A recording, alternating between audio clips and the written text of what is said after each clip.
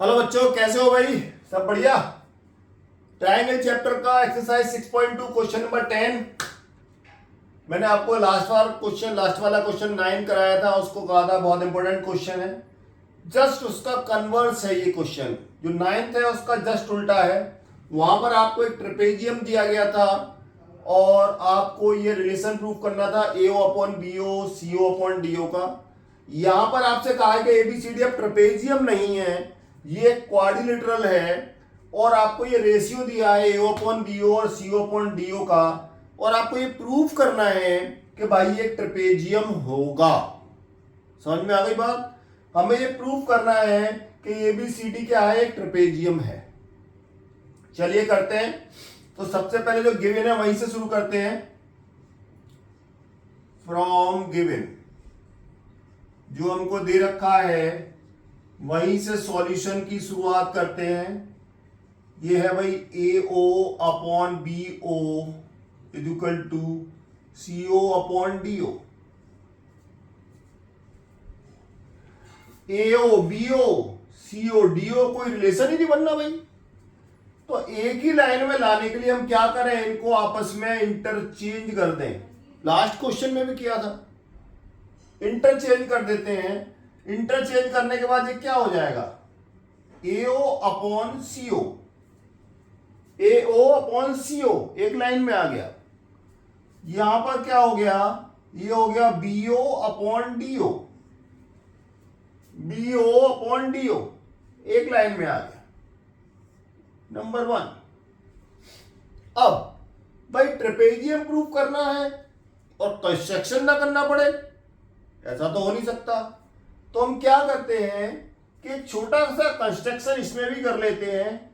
यहां पर भी एक पैरेलल, एक लाइन ड्रॉ कर देते हैं जो किसी के पैरेलल हो। सपोज करो इसी के पैरेलल ले लेते हैं और ये पॉइंट हम ले लेते हैं P, फिर से PO। तो हमने कहा बाई कंस्ट्रक्शन, क्या कहा कि भाई जो PO है वो पैरेलल है किसके, DC के। PO किसके पैरेलल है, DC के।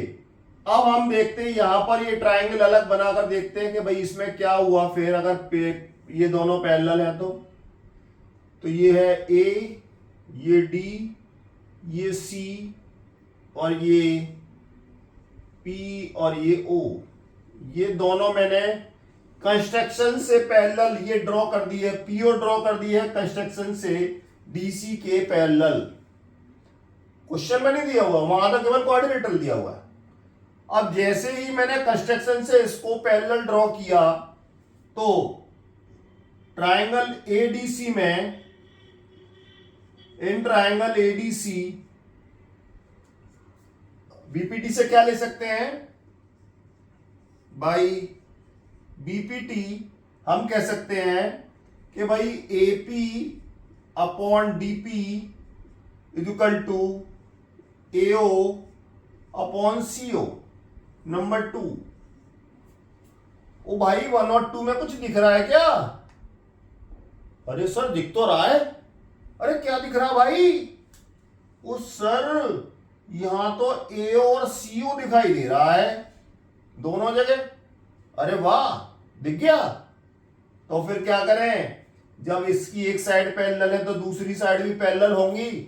तो हम क्या लिखेंगे, फ्रॉम इक्वेशन 1 एंड 2 दोनों से देखें तो क्या मिलेगा मेरे को बेटा, मेरे को मिलेगा AP upon DP is equal to BO upon DO के। अरे ये क्या हुआ, ये तो इसमें आ ही नहीं रहा। APDP तो आ रहा है लेकिन BO DO तो नहीं आ रहा। तो भाई ऊपर का ट्रायंगल बना के देखते हैं, ऊपर वाला भी तो ट्रायंगल है, उसको बना के देखो क्या उसमें कुछ आ रहा है। देखो भाई देखो, ये A, ये B, ये D, ये भाई हमने पैरेलल ड्रॉ नहीं किया है। पैरेलल तो ये नीचे वाले के है, ये तो सिंपल लाइन है। इसके लिए तो ये एक लाइन है सीधी, ये है O, ये P, ये इसमें पैरेलल नहीं है, ट्राइंगल जरूर है, लेकिन इसमें दिया क्या है, AP अपॉन DP बराबर BO अपॉन DO। और तेरी की, ये तो रेशियो इक्वल हो गया भाई ट्राइंगल का।